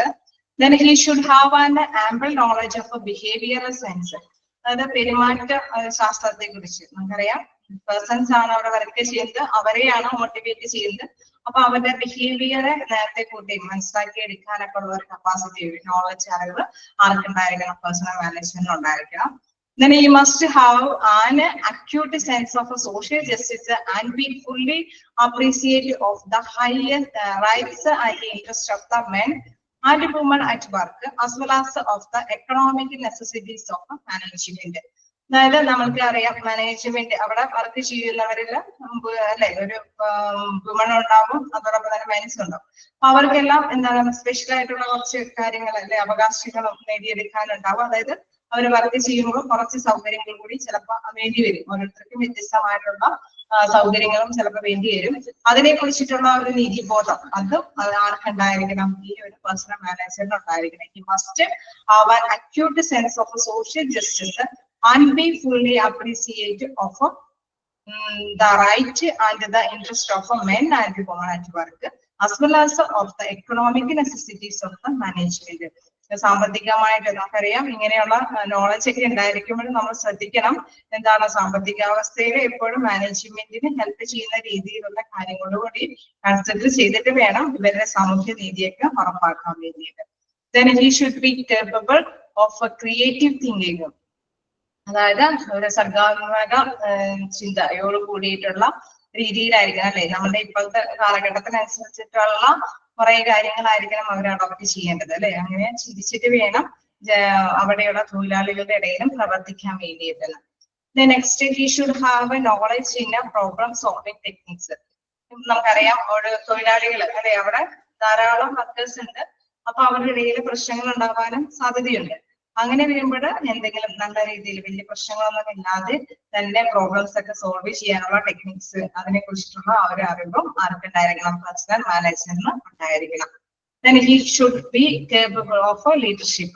നമുക്കറിയാം നേതൃത്വം വഹിക്കാനായിട്ട് ചിലർക്ക് ഒരു സ്റ്റാർട്ടിങ് അല്ലെ ഏത് ഫീൽഡിൽ വർക്ക് ചെയ്യുന്നവർക്കും ഒരുപക്ഷെ നമ്മളിപ്പോ ഒരു പുതിയ ഇംപ്ലിമെന്റ് ചെയ്യാൻ പുതിയ നടപടികളൊക്കെ കൊണ്ടുവരുമ്പോൾ അന്ന് സ്റ്റാർട്ട് ചെയ്യാനൊക്കെ ആയിട്ട് ചിലപ്പോൾ ഒരു ബുദ്ധിമുട്ടുണ്ടെങ്കിൽ ഒരു ലീഡർഷിപ്പ് ഒരു നേതൃത്വം വഹിക്കാനുള്ള ഒരു ശേഷി ആർക്കുണ്ടായിരിക്കണം? പേഴ്സണൽ മാനേജറിന് ഉണ്ടായിരിക്കണം. Then he should be of a friendly, tactful and approachable nature. അതായത് നമുക്കറിയാം അവിടെ ഇടയില് തൊഴിലാളികളുടെ ഇടയില് അല്ലെങ്കിൽ ജനങ്ങളുടെ ഇടയിലും കൂടി അവർക്ക് പബ്ലിക്കിനെ എന്തെങ്കിലും നല്ല രീതിയിലുള്ള കാര്യങ്ങളാണ് തൊഴിലാളികളെ കൊണ്ട് ചെയ്യിപ്പിക്കുന്നത്, അവിടെയുള്ള സ്റ്റാഫുകളെ കൊണ്ട് ചെയ്യിപ്പിക്കുന്നത്. അപ്പൊ എന്താണ് അവരോട് ഒരു ഫ്രണ്ട്ലി ഒരു നേച്ചർ അവർക്ക് ക്രിയേറ്റ് ചെയ്യുന്നത്. അതോടൊപ്പം തന്നെ താക്റ്റ്ഫുൾ ആൻഡ് അപ്രോച്ചബിൾ നേച്ചർ എന്ന് പറയുമ്പോൾ തന്ത്രപരമായിട്ട് അവരെ ആരെയും ക്ഷീണിപ്പിക്കാതെ അല്ലെ ആർക്കും ഒരു പ്രോബ്ലം ഉണ്ടാക്കാതെ പേഴ്സണൽ മാനേജർ സെപ്പറേറ്റ് ചില വ്യക്തികളോട് ചില തൊഴിലാളികളോട് എന്തെങ്കിലും ഒരു സോഫ്റ്റ് കോർണർ കാണിച്ച് മറ്റുള്ളവരോട് ദേഷ്യം കാണിക്കുമ്പോൾ അത് ശരിയാവില്ല അല്ലെ. എല്ലാവരോടും ഒരുപോലെ തന്നെ നല്ല രീതിയിൽ തന്നെ പെരുമാറാനുള്ള ഫ്രണ്ട്ലി അപ്രോച്ചോട് കൂടി പെരുമാറാനുള്ള ഒരു കഴിവ് അദ്ദേഹത്തിന് ഉണ്ടായിരിക്കണം. Then he should have an initiative and decision making ability. അതായത് എന്തെങ്കിലും കാര്യം വരുമ്പോൾ നമുക്കറിയാം ഹോസ്പിറ്റലൊക്കെ ആവുമ്പോൾ ചില പെട്ടെന്നായിരിക്കും ചില കാര്യങ്ങളൊക്കെ ആക്സിഡൻസോ അല്ലെങ്കിൽ മറ്റെന്തെങ്കിലുമൊക്കെ വന്നുകൊണ്ട് ഹോസ്പിറ്റലിലേക്കൊക്കെ വരുമ്പോൾ അല്ലെങ്കിൽ പെട്ടെന്ന് രോഗവ്യാപനം വരുന്ന എന്തെങ്കിലും കാര്യങ്ങളൊക്കെ വരുമ്പോൾ അതിനൊരു ഇനീഷ്യേറ്റീവ് മുൻകൈ എടുക്കാൻ വേണ്ടിയിട്ടുള്ള ഒരു കഴിവ് അദ്ദേഹത്തിന് ഉണ്ടായിരിക്കണം. അതോടൊപ്പം തന്നെ ഡിസിഷൻസ് ചില തീരുമാനങ്ങൾ അല്ലെ മറ്റുള്ളവരെ കൊണ്ട് ചെയ്യിപ്പിക്കാനൊക്കെയുള്ള ഒരു കപ്പാസിറ്റി ഒരു ഡിസിഷൻ മേക്കിംഗ് അതായത് തീരുമാനങ്ങൾ എടുക്കാനുള്ള ഒരു കഴിവൊക്കെ ആർക്കുണ്ടായിരിക്കണം? പേഴ്സണൽ മാനേജറിന് ഉണ്ടായിരിക്കണം. Then he should be able to generate trust among his colleagues. അതായത് മറ്റുള്ളവരുടെ ഇടയിൽ സഹപ്രവർത്തകരുടെ ഇടയിലൊക്കെ ഇവരാണ് അല്ലെ സ്റ്റാഫുകളെ കൊണ്ട് ഓരോ കാര്യങ്ങളൊക്കെ ചെയ്യിപ്പിക്കുമ്പോൾ കുഴപ്പമില്ല ഇദ്ദേഹം പറയുന്ന കാര്യങ്ങൾ അനുസരിച്ച് ചെയ്താൽ ലക്ഷ്യത്തിലെത്താൻ സാധിക്കും എന്നൊക്കെ ഉള്ള ഒരു ഇത് അല്ലെ ആ ഒരു ട്രസ്റ്റ് ഒരു വിശ്വാസം എടുക്കാനായിട്ട് മറ്റുള്ളവരുടെ അവരുടെ സഹപ്രവർത്തകരുടെ ഇടയിൽ ഒരു വിശ്വാസം ആർജിച്ചെടുക്കാനുള്ള ഒരു കപ്പാസിറ്റി ആർക്കുണ്ടായിരിക്കണം? പേഴ്സണൽ മാനേജറിന് ഉണ്ടായിരിക്കണം. Then he should be ready to cooperate with the subordinates in times of difficulty. In case നമുക്കറിയാം ചിലപ്പോഴൊക്കെ ചില ടാസ്കുകളൊക്കെ വെച്ച് കൊടുക്കുമ്പോൾ അല്ലെങ്കിൽ ചില തീരുമാനങ്ങളൊക്കെ അഡോപ്റ്റ് ചെയ്യുമ്പോൾ ചിലപ്പോൾ ബുദ്ധിമുട്ടായിരിക്കും അതൊന്ന് കവർ ചെയ്ത് പോകാനൊക്കെ ആയിട്ട് സബോർഡിനേറ്റിന്റെ ഇടയിൽ അതായത് കീഴ് ഉദ്യോഗസ്ഥരുടെ ഇടയിൽ ഇങ്ങനെയുള്ള പ്രോബ്ലംസ് ഒക്കെ ഉണ്ടാകുന്ന സമയങ്ങളിലൊക്കെ അവരോടൊന്ന് സഹകരിക്കാനുള്ള ഒരു കഴിവ് ആർക്കുണ്ടായിരിക്കണം? ഈ പേഴ്സണൽ മാനേജറിനും ഉണ്ടായിരിക്കണം. Then പറയുന്നു he should be prompt enough to give them the feedback in their handling of a personal matters whenever necessary in the interest of a functioning of the organization and established personal policies of the organization.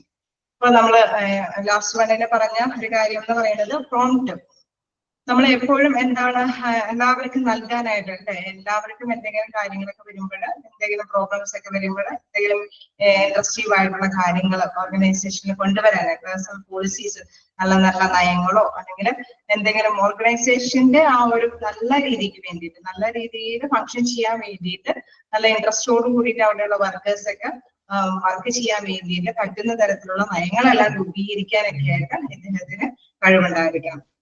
അങ്ങനെയാണ് അത്തരത്തിലുള്ള characteristics ആണ് ഇവർക്ക് ഉണ്ടായിരിക്കേണ്ടത്. Just നിങ്ങൾ വായിച്ചു നോക്കുക.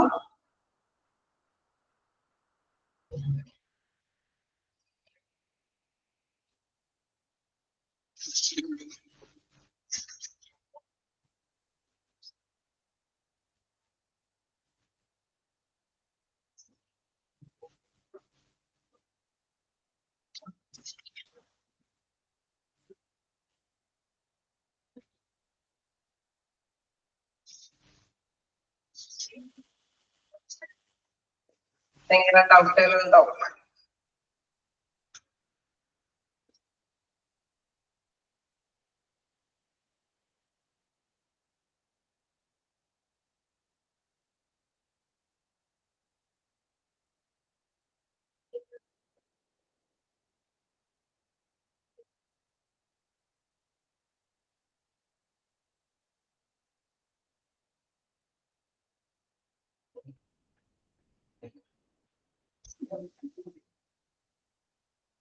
ഡൗട്ടൊന്നുമില്ല, ഞാൻ continue ചെയ്തോട്ടെ.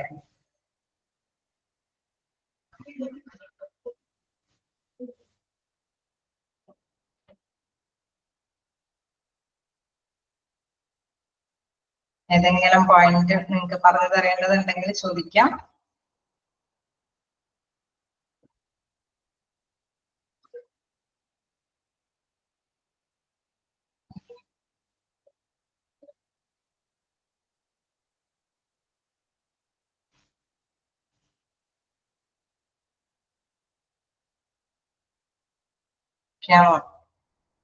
കണ്ടിന്യൂ ചെയ്തോട്ടെ.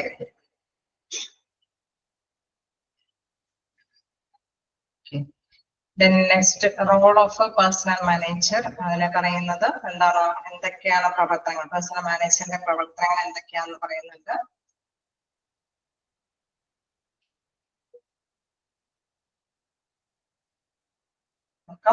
എന്താണ് പേഴ്സണൽ റോൾ ഉണ്ട്, വെൽഫെയർ റോൾ ഉണ്ട്, clerical role, fire fighting, legal റോളാണ് പ്രധാനമായിട്ടും വരുന്നത്.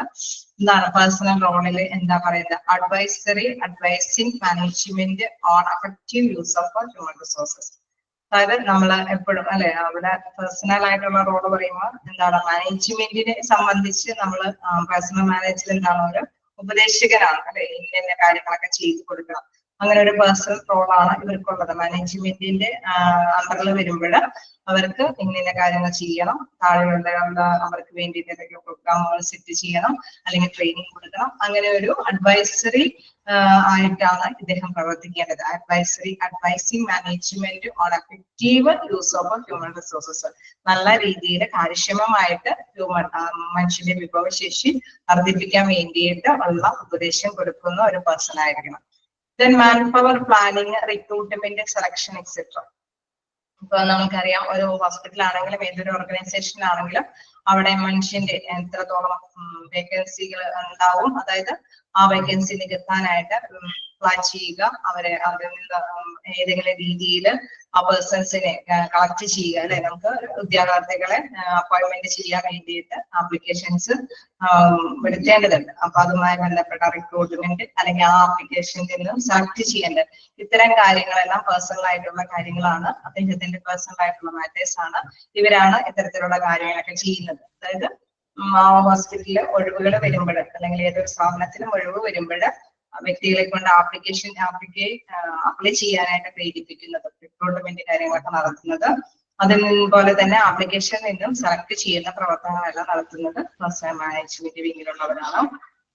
Training and development of linemen, അതായത് അവിടെ വർക്ക് ചെയ്യുന്നവർക്ക് ആവശ്യമായിട്ടുള്ള, ഇപ്പോ ഒരു സെലക്ഷൻ കിട്ടിയിട്ട് വ്യക്തികളെ അപ്പോയിന്റ്മെന്റ് ചെയ്താൽ എന്താണ്, അവർക്ക് ഒരു ട്രെയിനിങ് കൊടുക്കണം അല്ലെ. അവരുടെ ആ സ്കില്ലും നോളജും ചിലപ്പോൾ ഒരുപക്ഷെ അക്കാദമിക് ക്വാളിഫിക്കേഷൻ മാത്രം കിട്ടിയിട്ടായിരിക്കും ഈ പേഴ്സൺസ് വർക്ക് ചെയ്യാൻ വരുന്നത്. അപ്പൊ അവർക്ക് ആവശ്യമായിട്ടുള്ള ട്രെയിനിങ്ങോ അല്ലെങ്കിൽ കൂടുതൽ സ്കില്ല് വർദ്ധിപ്പിക്കാൻ വേണ്ടിയിട്ടുള്ള എന്തെങ്കിലും കാര്യങ്ങളൊക്കെ ചെയ്തു കൊടുക്കേണ്ടതുണ്ട്. അത്തരം കാര്യങ്ങളെല്ലാം ക്രിയേറ്റ് ചെയ്യുന്നത് പേഴ്സണൽ ഡ്യൂട്ടിയാണ് പേഴ്സണൽ മാനേജ്മെന്റിന്റെ. Next measurement of assessment of individual and group behaviour. അതായത് അതിന്റെ ഒരു പ്രത്യേകത അനുസരിച്ചിട്ട് നമ്മളിപ്പോ ട്രെയിനിങ് കൊടുത്തു, എന്തെങ്കിലും നോളജ് ഒക്കെ അവർക്ക് എന്തെങ്കിലും പ്രോഗ്രാം ഒക്കെ സെറ്റ് ചെയ്ത് കൊടുത്തിട്ട് അത് വിലയിരുത്തേണ്ടതല്ല. ഇവര് ഏബിൾ ആയോ, ഇനി അത് ട്രെയിനിങ് പീരീഡ് കഴിഞ്ഞിട്ട് ഇവർക്ക് വർക്ക് ചെയ്യാനുള്ള ഒരു സമയമായോ അത് നന്നായിട്ട് തന്നെ കൈകാര്യം ചെയ്യാനായിട്ട് പറ്റുമോ എന്ന് മെഷർ ചെയ്യുന്ന ആ ഒരു നടപടിക്രമവും പേഴ്സണൽ മാനേജ്മെന്റിന്റെ പേഴ്സണൽ ഡ്യൂട്ടിയിൽ വരുന്ന ഒരു മാറ്ററാണ്. Measurement of assessment of individual and group behaviour. ഒരുപക്ഷെ ഗ്രൂപ്പായിട്ടൊക്കെയാണ് കൊടുത്തെങ്കിൽ അവരെ മൊത്തത്തിൽ തന്നെ ഇവാലുവേറ്റ് ചെയ്ത് വിലയിരുത്തിയിട്ട് അവരെ ഏൽപ്പണമാണോ എന്ന് മനസ്സിലാക്കേണ്ടതുണ്ട്. അതെല്ലാം പേഴ്സണൽ മാനേജ്മെന്റിന്റെ പേഴ്സണൽ റോളാണ് എന്ന് പറയുന്നത്. ഇനി നെക്സ്റ്റ് വെൽഫെയർ റോളാണ്, അതായത് ക്ഷേമത്തിന് വേണ്ടിയിട്ടുള്ളത്. അപ്പൊ എന്താണെന്നുള്ളത് research in personal and organisation problems, അതായത് ഗവേഷണം പേഴ്സണൽ ആൻഡ് ഓർഗനൈസേഷൻ പ്രോബ്ലംസ് എന്ന് വെച്ച് കഴിഞ്ഞാൽ എന്തെങ്കിലും പ്രോബ്ലംസ് വരികയാണെങ്കിൽ ഇൻ കേസ് അങ്ങനെ വരുമ്പോൾ അതുമായി ബന്ധപ്പെട്ട് എന്തുകൊണ്ടാണ് ഈ പ്രോബ്ലംസ് വന്നിരിക്കുന്നത്, അതെങ്ങനെ സോൾവ് ചെയ്യാനായിട്ട് പറ്റും, അങ്ങനെ അതിനെ കുറിച്ചിട്ടുള്ള ഒരു ഗവേഷണം നടത്തുന്നത് ഒരു ക്ഷേമത്തിൻ്റെതായ പ്രവർത്തനമാണ് അല്ലെ.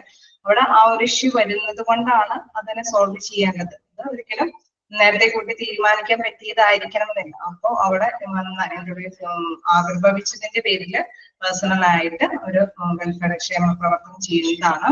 Next managing services, canteen, crutches etcetera.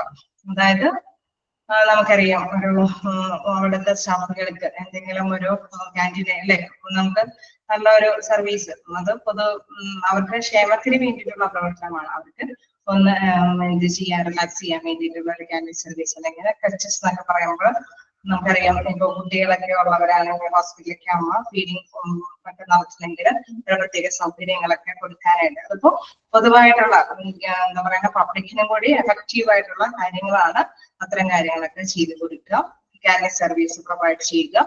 തന്നെ group dynamic, group counselling, motivation, leadership, communication etcetera.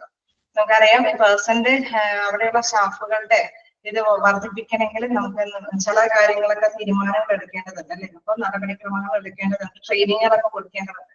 ഈ ട്രെയിനിങ്ങും കാര്യങ്ങളൊക്കെ കൊടുക്കണമെങ്കിൽ അവരതിനെ കുറിച്ച് കൂടുതൽ ആലോചിക്കുകയും അത് എങ്ങനെയാണ് എവിടെയാണ് അത് കൊടുക്കേണ്ടതൊക്കെ അപ്ലൈ ചെയ്യേണ്ടതൊക്കെ ഒന്ന് മനസ്സിലാക്കേണ്ടതുണ്ട്. അപ്പൊ ഇത്തരത്തിലുള്ള ഗ്രൂപ്പ് ഡൈനാമിക് ചർച്ചകൾ, കൗൺസിലിംഗ് അല്ലെങ്കിൽ മോട്ടിവേഷൻ എന്തെങ്കിലും പ്രേരിപ്പിക്കുക, അതായത് ലീഡർഷിപ്പ് കമ്മ്യൂണിക്കേഷൻ ഒക്കെ കൊടുത്തിട്ട് അതിൽ നിന്നാണ് എന്താണ് ഇവര് കുറെ ആശയങ്ങൾ കളക്ട് ചെയ്യുന്നത് എന്തൊക്കെയാണുള്ളത്. അപ്പൊ ക്ഷേമ പ്രവർത്തനങ്ങൾ, ഇത്തരത്തിലുള്ള ക്ഷേമ പ്രവർത്തനങ്ങളെല്ലാം ഇവര് ചെയ്യേണ്ടതുണ്ട്. നെക്സ്റ്റ് പറയുന്നത് ആരുടെ പ്രവർത്തനമാണ്, ക്ലറിക്കൽ റോളാണ്. അപ്പൊ നമുക്കറിയാം കുറെ എഴുത്തുകുത്തുപണികളും ഇവർക്ക് നിഷിദ്ധമാണ് അല്ലെ. അതെല്ലാം ഇങ്ങനത്തെ കാര്യങ്ങളും കൂടി ഇവർ ചെയ്യേണ്ടതുണ്ട്. അതായത് പേഴ്സൺസ് ഒക്കെ കറക്റ്റ് ആയിട്ട് അവിടെയുള്ള വർക്കേഴ്സ് ഒക്കെ വരുന്നുണ്ടോ, അല്ലെങ്കിൽ കൃത്യമായിട്ട് തന്നെയാണോ മെഷീൻസ് ഒക്കെ യൂസ് ചെയ്യുന്നത്, എത്രത്തോളം സമയമാണ് ഇത്തരത്തിലുള്ള ട്രെയിനിങ്ങുകളൊക്കെ അറ്റൻഡ് ചെയ്യുന്നത്, അതെല്ലാം ടൈം കീപ്പിംഗ് അറേഞ്ച് ചെയ്യേണ്ടതുണ്ട്. Salaries and wages, administrative incentives, അതായത് അവരുടെ സാലറികളും കാര്യങ്ങളും കൃത്യമായിട്ട് കൊടുക്കുന്നുണ്ടോ എന്നുള്ള ക്ലറിക്കൽ ഡ്യൂട്ടി ഇവർ ചെയ്യേണ്ടതുണ്ട്.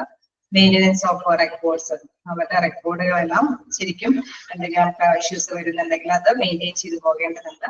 Then human engineering and machine relationship, അതായത് മനുഷ്യന്റെ ഒരു മെഷീനും ഇതും തമ്മിൽ അത് കോപ്പറേറ്റ് ചെയ്ത് തന്നെ പോകണം. അതാണ് human engineering and man relation, മനുഷ്യ യന്ത്ര പ്രവർത്തനങ്ങളുടെ ആ ഒരു ബന്ധം അതിനെ വർദ്ധിപ്പിക്കാൻ, അതുമായി ബന്ധപ്പെട്ട ട്രെയിനിങ്ങുകളൊക്കെ കൊടുക്കണമെങ്കിൽ അത്തരത്തിലുള്ള ക്ലറിക്കൽ ഡ്യൂട്ടീസ്, നമുക്കറിയാം ആദ്യത്തെ സമയം ആ മെഷീൻ പ്രവർത്തിപ്പിച്ചപ്പോൾ ഇത് ഔട്ട്കം കിട്ടി എന്നതൊക്കെ ക്ലറിക്കൽ ഡ്യൂട്ടിയായിട്ട് രേഖപ്പെടുത്തേണ്ടതുണ്ട്. അപ്പൊ അവരുടെ ആ റിലേഷൻഷിപ്പ്, മനുഷ്യന്റെ ആ യന്ത്രവും സാമഗ്രികമായിട്ടുള്ള റിലേഷൻഷിപ്പിനെ കുറിച്ചിട്ടുള്ള എഴുത്തുകൾ എഴുതുക.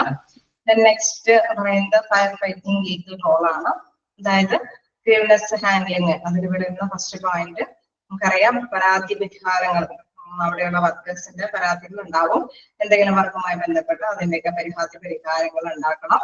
ദെൻ സെറ്റിൽമെന്റ് ഓഫ് ഡിസ്പ്യൂട്ട്, എന്തെങ്കിലും തർക്കങ്ങൾ ഉണ്ടെങ്കിൽ അതെല്ലാം പരിഹരിക്കേണ്ടതുണ്ട്.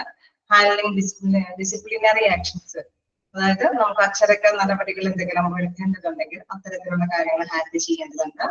ദെൻ കളക്ടിങ് ബാർഗെയിനിങ്, എന്തെങ്കിലും വിലപേശലും കാര്യങ്ങളൊക്കെ നമുക്കറിയാം, സാലറിയിലോ ഇൻസെന്റീവ്സിലോ അങ്ങനെ എന്തെങ്കിലും കാര്യങ്ങൾ വിലപേശലൊക്കെ വരുമ്പോഴും അതിനും ഒത്തുതീർപ്പാക്കേണ്ട ഒരു ഡ്യൂട്ടിയും കൂടി പേഴ്സണൽ മാനേജറിന്റെ റോളാണ്. അപ്പൊ ജസ്റ്റ് വായിച്ചു നോക്കുക.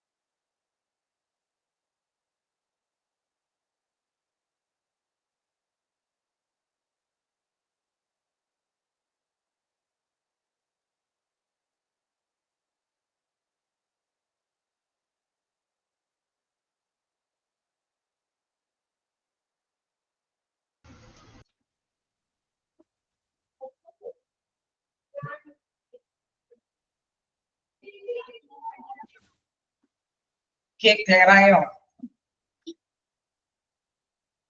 എന്തായാലും വായിച്ചു നോക്കാം. എന്തെങ്കിലും ഡൗട്ടുകൾ ഉണ്ടെങ്കിൽ ചോദിക്കാട്ടോ.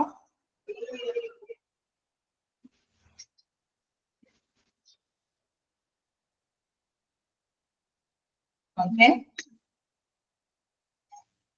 ക്ലിയർ ആണോ? ഏതെങ്കിലും ഭാഗത്തുകൾ നിങ്ങൾക്ക് ഇങ്ങനെ സ്പീഡിൽ പറഞ്ഞു പോകുമ്പോൾ ഉണ്ടെങ്കിൽ ചോദിച്ചുകൊണ്ടാക്കാം. നമുക്കത് എക്സ്പ്ലെയിൻ ചെയ്യാം. വിൽനെസ് എന്ന് വെച്ചാൽ പരാതികൾ കൈകാര്യം ചെയ്യുക, ഹാൻഡിൽ ചെയ്യുക എന്നുള്ളതാണ്. വിൽനെസ് എന്ന് വെച്ച് കഴിഞ്ഞാൽ പരാതികളാണ്. എന്തെങ്കിലും പരാതി വരുമ്പോൾ അതിനെ ഹാൻഡിൽ ചെയ്യേണ്ടതുണ്ട്, അതിനെ പരിഹാരം കണ്ടെത്തേണ്ടതുണ്ട്.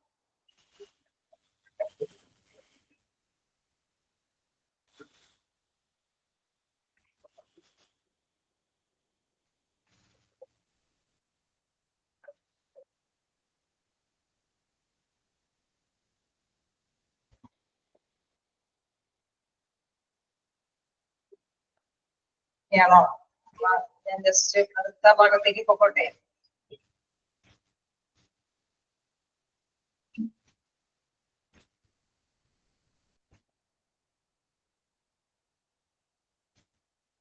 ഒരു ചെറിയ ഭാഗം കൂടി നമുക്ക് എത്തിക്കാമല്ലേ? കണ്ടിന്യൂ ചെയ്തോട്ടെ.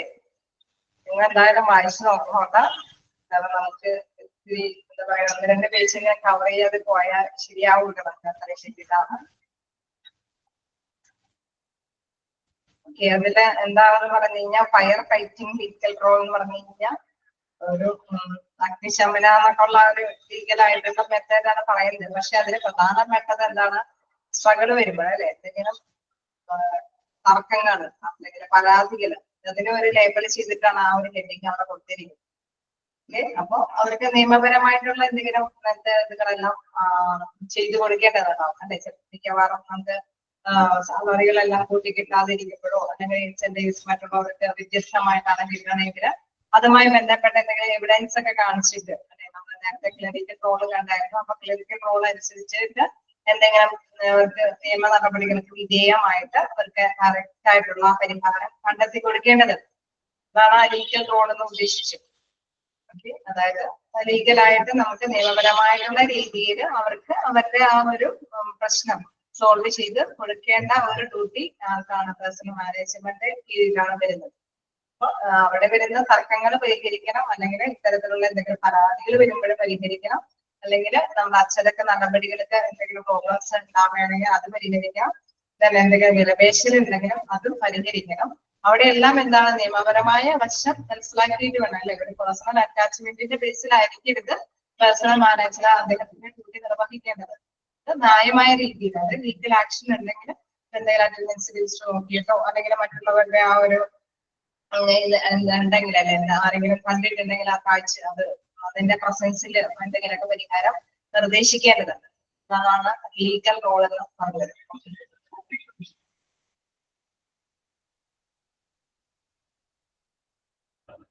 ക്ലിയർ ആയോ എന്താന്നുള്ളത്?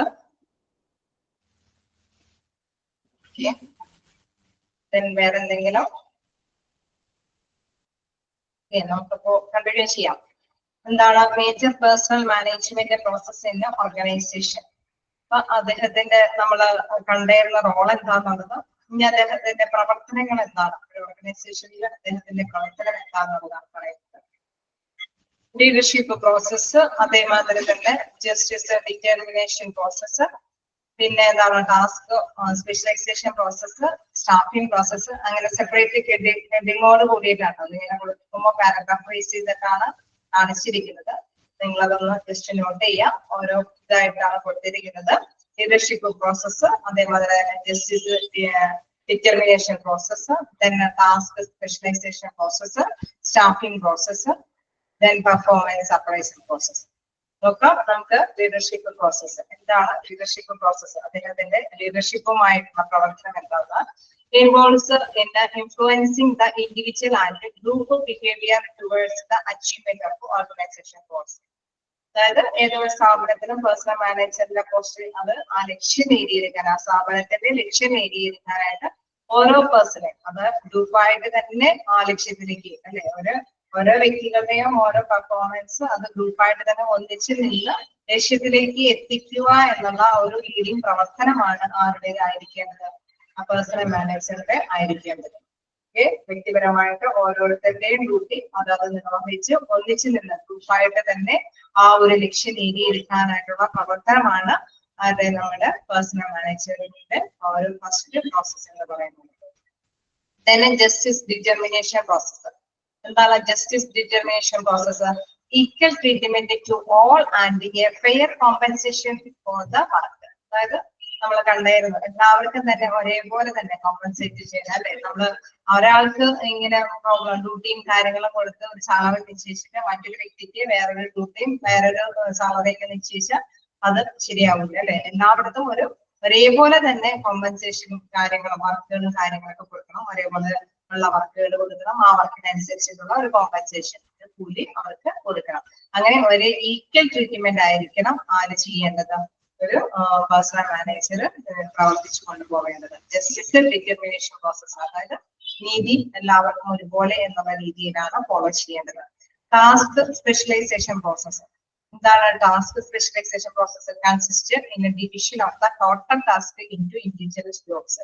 അതായത് നമുക്കറിയാം ഒരു ഓർഗനൈസേഷന്റെ ലക്ഷ്യം എന്താണോ ആ ലക്ഷ്യത്തിലേക്ക് ഓരോ വ്യക്തികൾക്കും ആ ടാസ്കുകൾ വിഭജിച്ച് നൽകുകയാണ്, അല്ലെ? ഓരോ പേഴ്സൺസും നമുക്കറിയാം ഫീൽഡായിട്ട് വർക്ക് ചെയ്യുന്ന അതിന് മേലുള്ള ഉദ്യോഗസ്ഥരുണ്ടാവും, അതിന് മേലുള്ള ഉദ്യോഗസ്ഥരുണ്ടാവും. ഇവരെ എല്ലാവരുടെയും പ്രവർത്തനം എന്താണ്? ഒരു ഓർഗനൈസേഷന്റെ ലക്ഷ്യം നേടിയെടുക്കുക എന്നുള്ളതാണ്. അപ്പൊ ആ ഒരു ടാസ്ക് സ്പെഷ്യലൈസേഷൻ പ്രോസസ് നടത്തേണ്ടത് ആരാണ്? Personnel management. നെക്സ്റ്റ് എന്താണ് പറയുന്നത്? Staffing process.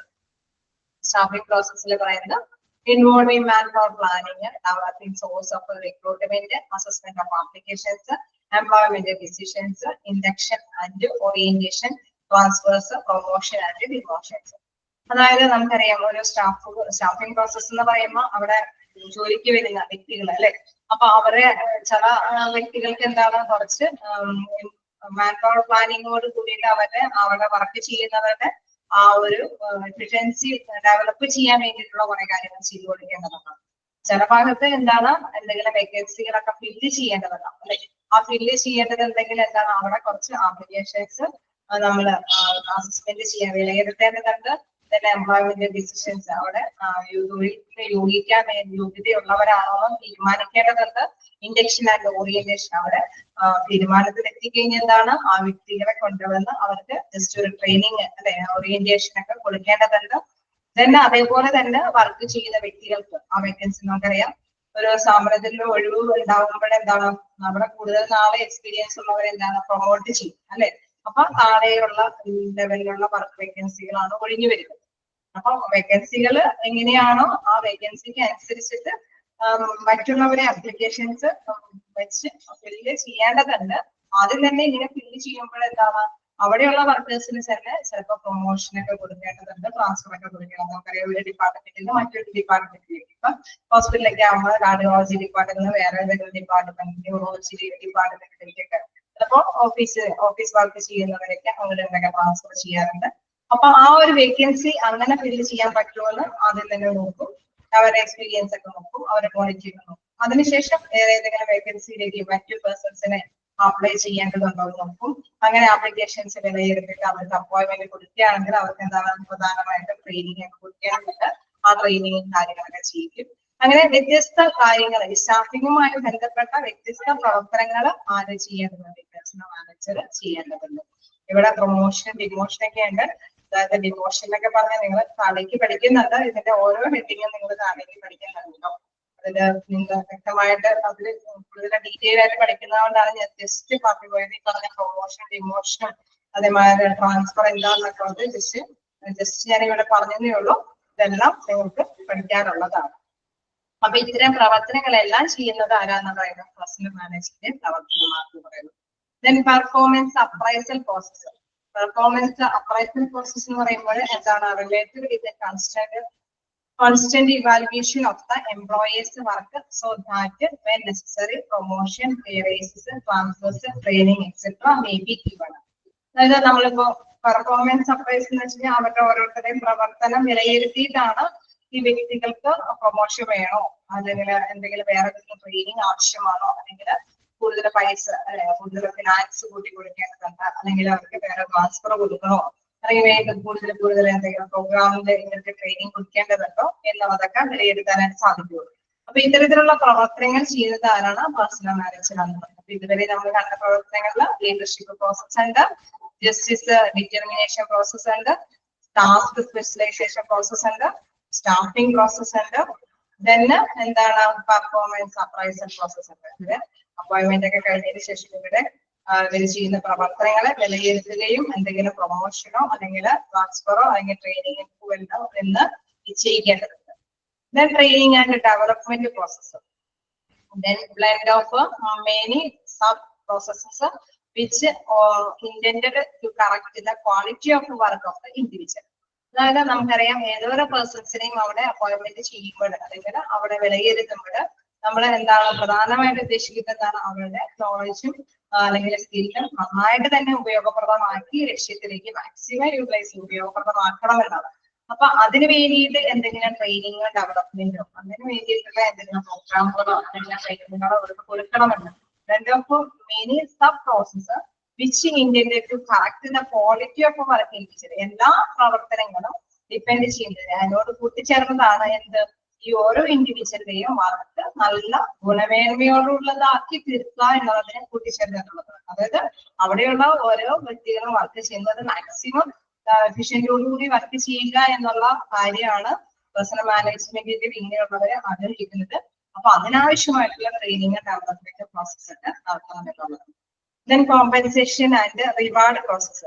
ഇപ്പൊ ഇങ്ങനെ നമ്മൾ മാക്സിമം നന്നായിട്ട് വർക്ക് ചെയ്യണമെന്ന് പറഞ്ഞല്ലോ. അപ്പൊ വിദ്യാഭ്യാസ mechanism and forms for giving financial and non financial rewards.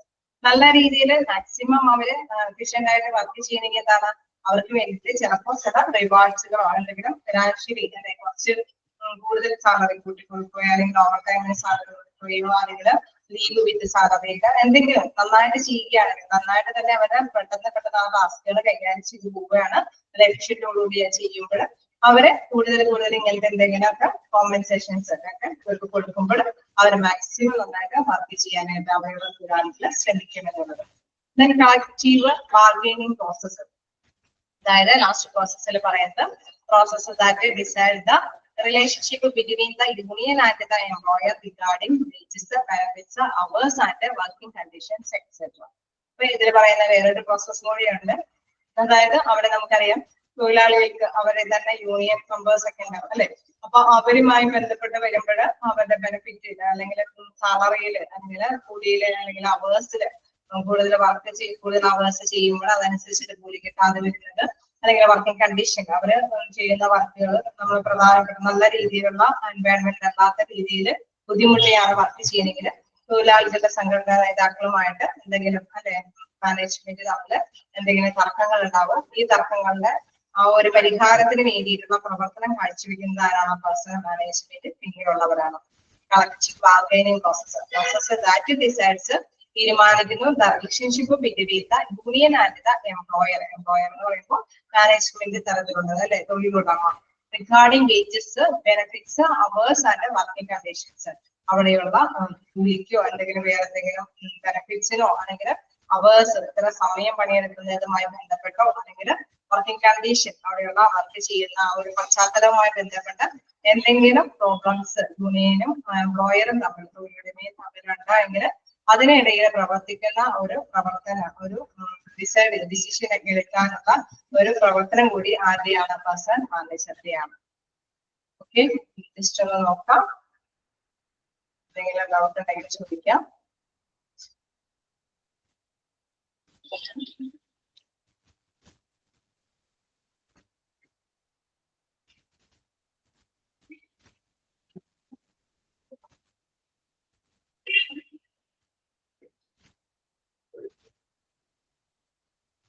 Okay, എന്തെങ്കിലും ഡൗട്ടുകൾ ഉണ്ടെങ്കിൽ ചോദിക്കാം.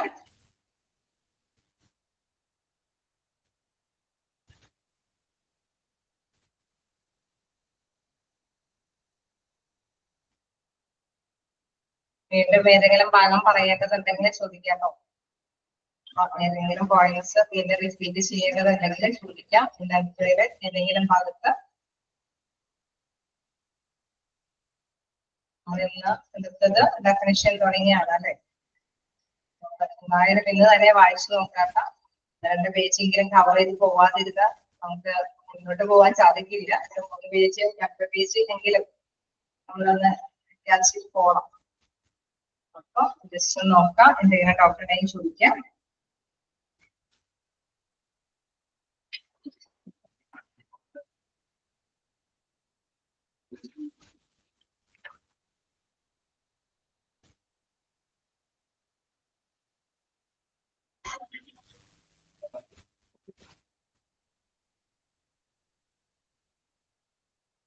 എന്തെങ്കിലും ഡൗട്ട് ഉണ്ടോ?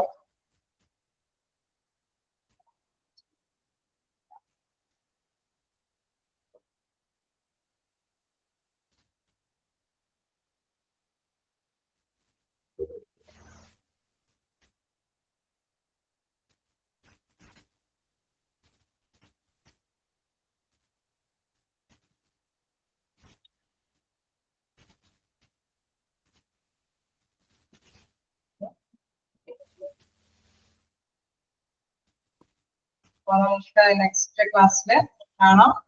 ഡൗട്ടുകളൊന്നും ഇല്ലെങ്കിൽ ക്ലോസ് ചെയ്യണ്ടേ?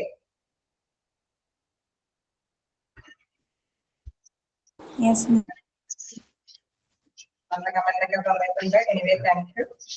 അപ്പോ നമുക്ക് നെക്സ്റ്റ് ക്ലാസ്സിൽ കാണാം. Thank you, ma'am. Thank you.